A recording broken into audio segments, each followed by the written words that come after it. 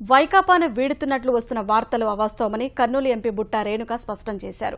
సామాజిక మాధ్యమాల్లో అలాంటి ప్రచారం జరగడంపై అసహనం వ్యక్తం చేశారు. పార్టీ అధ్యక్షుడు జగన్తో ఎలాంటి విభేదాలు లేవని రేణుక తెలిపారు.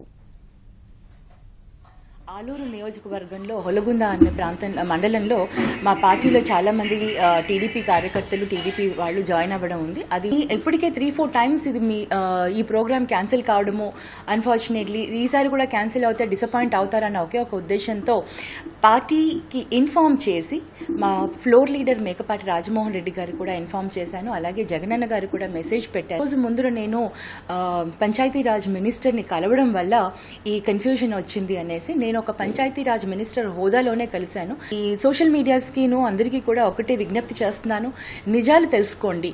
కనీసం మమ్మల్ని కన్సల్ట్ అయ్యి మా ఒపీనియన్ తెలుసుకొని మీరు ప్రచారంలోకి తీసుకురండి.